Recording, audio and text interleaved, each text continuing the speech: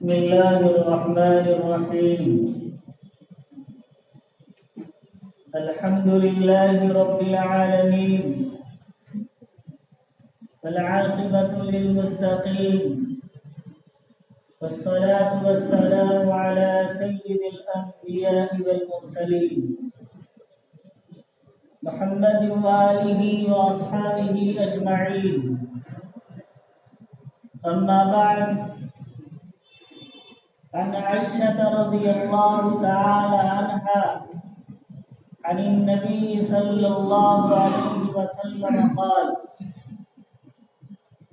أتاني جبرائيل عليه السلام فقال: هذه ليلة النصف من شعبان، ولله عتقاء من النار بعدد شعور غنم كلب، ولا ينظر الله فيها إلى مشرك ولا إلى مشاهن ولا إلى قاطع رحم ولا إلى عاق لوالديه ولا إلى مدمن خمر، أو كما قال رسول الله صلى الله عليه وسلم. میرے محترم بزرگوں اور دوستوں اور عزیز اسلامی اور دینی بھائیوں، آپ حضرات کے سامنے علامہ منذری کی الترغیب و ترہیب سے حدیث نمبر 3825 تلاوت کی گئی ہے. دعا فرمائے اللہ رب العزت والجلال کچھ کارآمد اور مفید باتیں کہنے کی توفیق عطا فرمائے. اسلامی اور قمری مہینوں میں سے 8واں مہینہ شعبان المعظم چل رہا ہے، جس کی آج 12 تاریخ ہو چکی ہے. شعبان المعظم کے مہینے میں رسول اکرم صلی اللہ علیہ وسلم کثرت سے دعا فرمایا کرتے تھے: اللہم بارک لنا فی رجب و شعبان وبلغنا رمضان. اے اللہ، ہمارے لیے رجب کے مہینے میں اور شعبان کے مہینے میں برکت نازل فرما، اور ہماری عمروں کو دراز کر کے رمضان مبارک جیسے عظیم الشان مہینے تک پہنچا دے. یہ نبی صلی اللہ علیہ وسلم کثرت سے دعا کیا کرتے تھے. حضرت عائشہ رضی اللہ تعالی عنہ فرماتی ہے کہ رمضان المبارک کے بعد رسول اکرم صلی اللہ علیہ وسلم شعبان کے مہینے میں سب سے زیادہ روزہ رکھا کرتے تھے. حضرت انس رضی اللہ تعالی عنہ کی روایت ہے کہ رسول اکرم صلی اللہ علیہ وسلم سے پوچھا گیا: ای الصوم افضل بعد رمضان، رمضان المبارک کے بعد کس مہینے میں روزہ رکھنا سب سے افضل ہے؟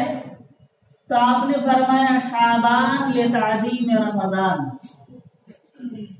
شعبان کے مہینے میں روزہ رکھنا رمضان کی تعظیم کی وجہ سے سب سے افضل ہے، کیونکہ شعبان کے بعد اگلا مہینہ جو آنے والا ہے وہ رمضان المبارک کا مہینہ ہے.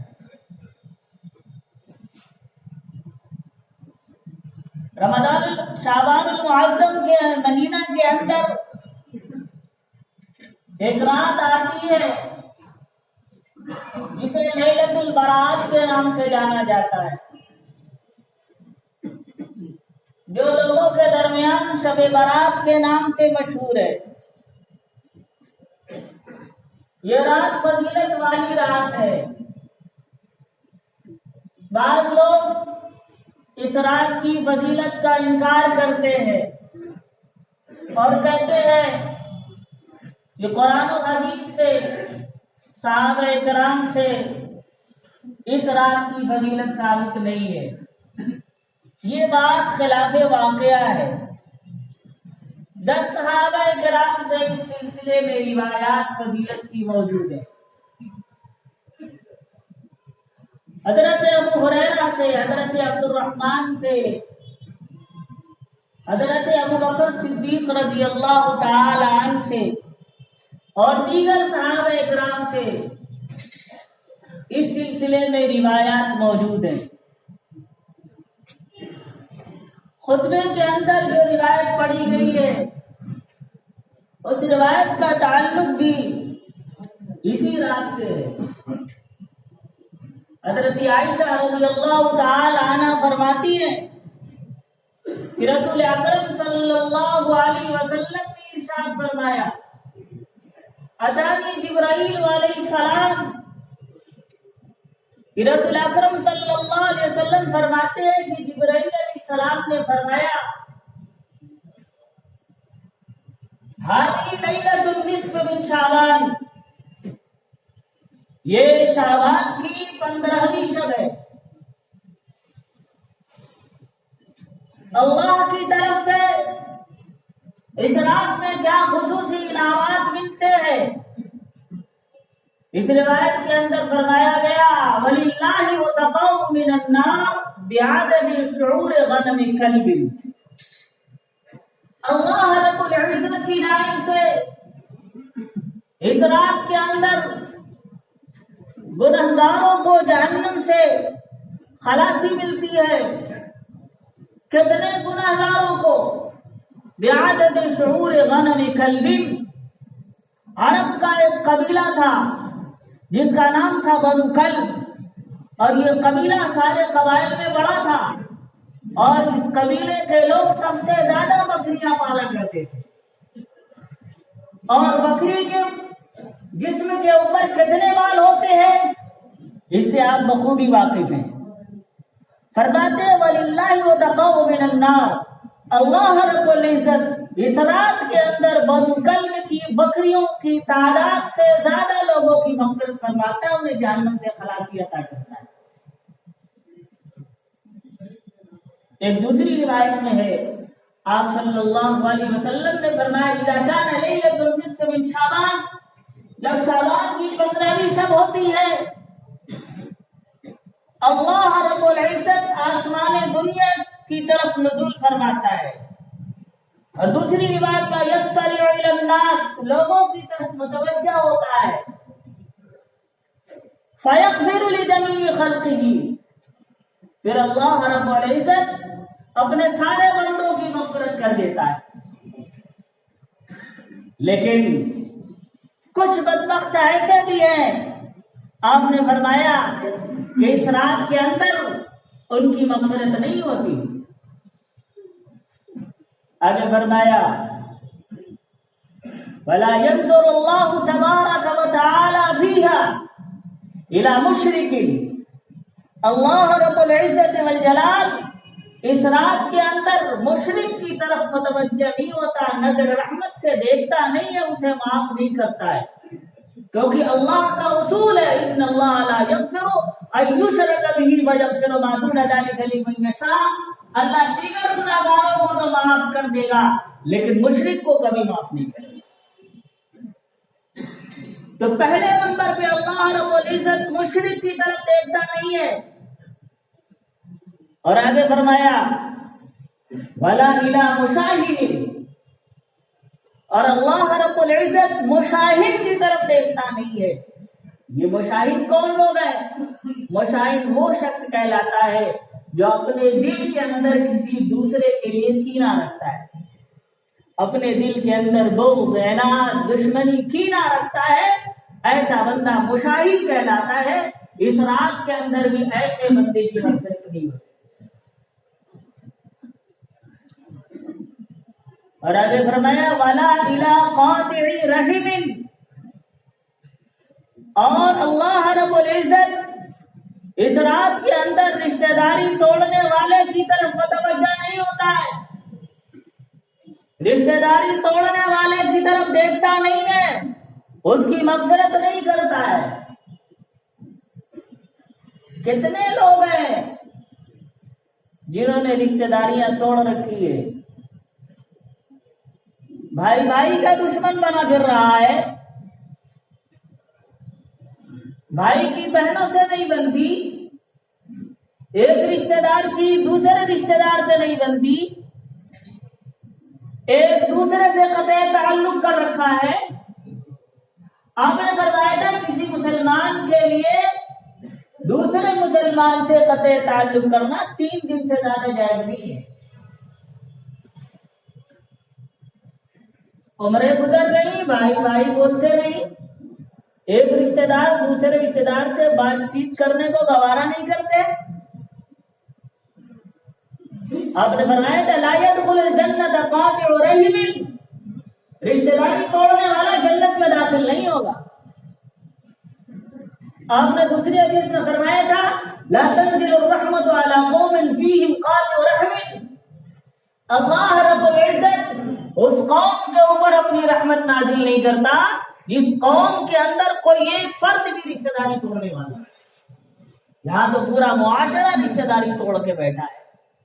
ایسے معاشرے کے اوپر، ایسی قوم کے اوپر اللہ رب العزت کی رحمت کہاں سے نازل ہو؟ پھر یہ شکوہ ہوتا ہے کہ ہمارے اوپر اللہ کی رحمت کا نزول نہیں ہوتا۔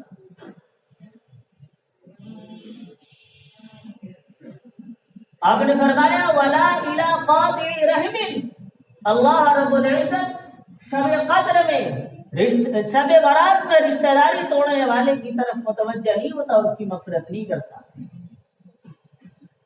آگے فرمایا ولا الى عاق لوالدیہ، اسی طریقے سے والدین کے نافرمان کی مغفرت نہیں ہوتی۔ جس ماں باپ نے اسے پیدا کیا، جس نے انہیں پالا بڑا کیا، اس کے لیے ساری مشقتیں برداشت کی، وہ اولاد باپ کے سامنے کھڑی ہو جاتی ہے اور نازیبہ کلمات استعمال کرتی ہے کہ والدین کا جگر چھلنی ہو جاتا ہے۔ حالانکہ قرآن کریم کے اندر، احادیث مبارکہ کے اندر بے شمار احادیث اور بے شمار قرآن کی آیتیں موجود ہیں جو والدین کے حقوق کو بیان کرتی ہے۔ آپ سے پوچھا گیا ما حق الوالدین، والدین کا حق کیا ہے؟ تو آپ نے کہا ہما جنت کا ونارو کا، خدمت کرو گے جنت ملے گی، تکلیف پہنچاؤ گے جہنم ملے گی۔ تو آپ نے چوتھے نمبر پہ بیان کیا کہ اسراف میں والدین کی نافرمانی کرنے والے کی مغفرت نہیں ہوتی۔ اس لیے ابھی رات آنے والی ہے، اس سے پہلے پہلے ہم اپنے والدین کو راضی کر لیں، اگر وہ کسی بات پہ خفا ہے ان سے معافی مانگ لیں اور اس کو راضی کر لیں تاکہ اگلی رات میں ہماری مغفرت ہو جائے۔ اور 5ویں نمبر پہ آپ نے فرمایا ولا الی مدمن خمر، جو شراب کا عادی ہے اس کی اس رات میں مغفرت نہیں ہوتی۔ کتنے لوگ ہیں جو شراب کے عادی ہے، خاص طور سے وہ طبقہ جو ابھی 15 سال 20 سال 25 سال کے مرحلے کے اندر ہے، ان میں ایک بڑی تعداد موجود ہے جو شراب کی عادی ہے۔ مجھے نام بنام بتایا گیا کہ فلاں فلاں شخص شراب کا عادی ہے۔ ایک مسلمان ہو کر پاخانہ جیسی نجیس چیز کو اپنے منہ میں لگائے، یہ کون سی عقل مندی کی بات ہے؟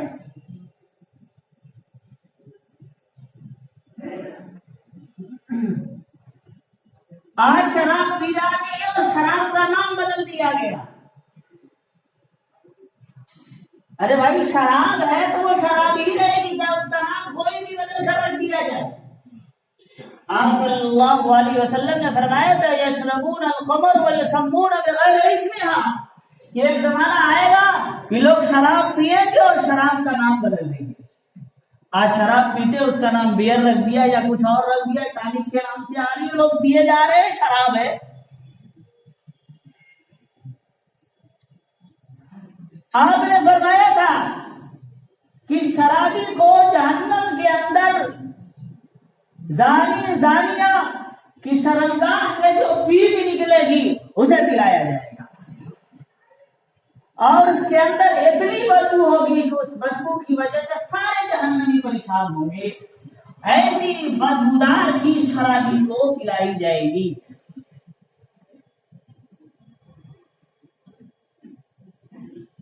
تو آپ نے فرمایا کہ مشرک کی اس رات میں مغفرت نہیں ہوتی،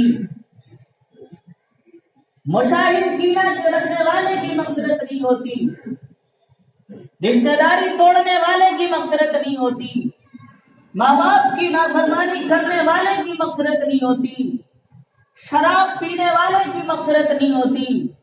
ایک دوسری حدیث کے اندر ہے کہ زانی مرد اور زانی عورت کی مغفرت نہیں ہوتی جب تک توبہ نہ کرے۔ اگر ہمارے اندر ان برائیوں میں سے اگر کوئی برائی ہے تو اللہ رب العزت کی بارگاہ میں حاضر ہو کر توبہ کرے تاکہ اگلی رات ہمارے لیے نفع بخش اور قیمتی ہو۔ اس رات کے اندر کرنے کے 3 کام ہے بس۔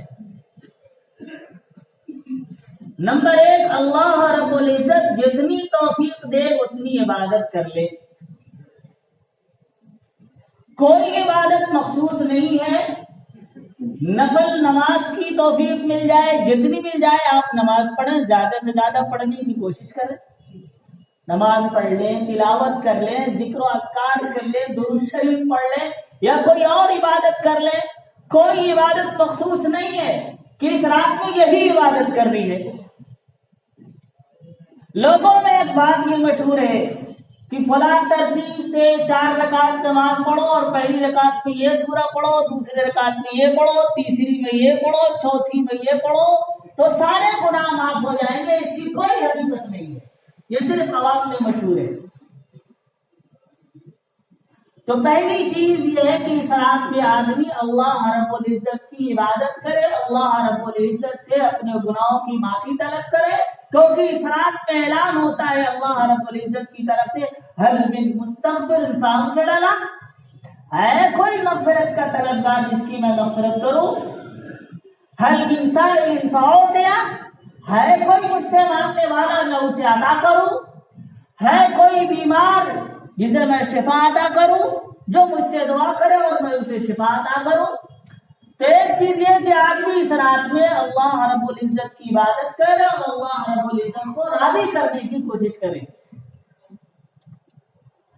اور دوسری چیز، اس رات میں نبی صلی اللہ علیہ وسلم سے ثابت ہے کہ آپ صلی اللہ علیہ وسلم نے زندگی میں ایک مرتبہ خاموشی سے بغیر کسی کو بتائے ہوئے قبرستان تشریف لے گئے۔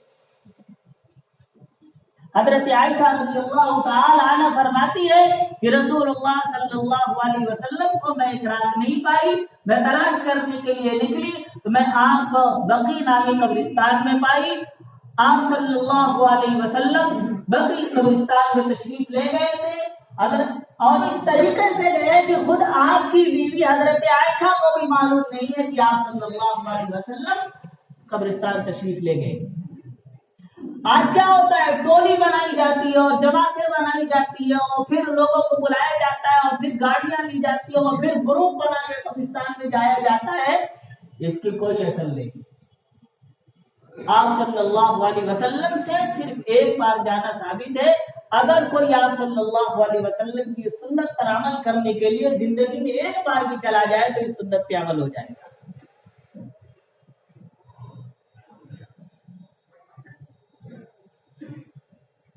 اور تیسری چیز ہے جو ایک ضعیف روایت سے ثابت ہے کہ رسول اللہ صلی اللہ علیہ وسلم نے ارشاد فرمایا کہ جب شعبان کی 15ویں شب ہو تو رات میں اللہ کی عبادت کرو اور اگلے دن روزہ رکھو۔ اس لیے اگر کوئی اگلے دن روزہ رکھ لے ثواب کی چیز ہے، اگر کوئی نہ رکھے تو گناہگار نہیں ہے۔ لہذا اگر کوئی نہ رکھے تو اسے لعن طعن نہیں کیا جا سکتا، اسے برا بھلا نہیں کہا جا سکتا، رکھ لے ثواب کی چیز ہے، نہ رکھے کوئی حرج نہیں ہے۔ البتہ رسول اللہ صلی اللہ علیہ وسلم چونکہ ہر مہینے میں 13، 14، 15 تاریخ کو روزہ رکھتے تھے، اس لیے اگر کوئی شخص اس نیت سے روزہ رکھے تو سنت ہے۔ یہ 3 کام نبی صلی اللہ علیہ وسلم سے ثابت ہے، اس کے علاوہ اور کوئی کام ثابت نہیں ہے۔ بقیہ یہ جو پٹاخے چھوڑے جاتے ہیں، جو چراغاں کیے جاتے ہیں، اور جو دیگر خرافات اور رسمیں کی جاتی ہیں، اس کا شریعت سے کوئی تعلق نہیں ہے۔ اللہ رب العزت نے اس رات کو عبادت کے لیے بنایا تھا، دعا کے لیے بنایا تھا، مغفرت کے لیے بنایا تھا، لیکن ہم نے اس رات کو کھانے پینے کے لیے بنا دیا، آتش بازی کے لیے بنا دیا، پٹاخے چھوڑنے کے لیے بنا دیا۔ یہ پٹاخہ چھوڑنا اسلام میں اس کی کوئی جگہ نہیں ہے، غیروں سے آیا ہے۔ اگر کوئی آتش بازی کرتا ہے، پٹاخہ چھوڑتا ہے، تو اس میں 3 نقصان ہے۔ نمبر 1 اسراف ہوتا ہے، جس کو قرآن کے اندر شیطان کا بھائی کہا گیا ہے، اور دوسری بات غیروں کی مشابہت ہے۔ آپ نے فرمایا کہ وہ غیروں کی مشابہت اختیار کرے گا وہ انہی میں سے ہوگا۔ اور تیسری بات یہ کہ جب کوئی پٹاخہ چھوڑتا ہے تو اس سے دوسروں کو تکلیف پہنچتی ہے، ایذائے مسلم حرام ہے، کسی کو تکلیف پہنچانا حرام ہے۔ لہذا جو دیگر خرافات ہیں ان کو چھوڑا جائے، اور نبی صلی اللہ علیہ وسلم سے جتنی باتیں ثابت ہیں ان پہ عمل کیا جائے۔ اللہ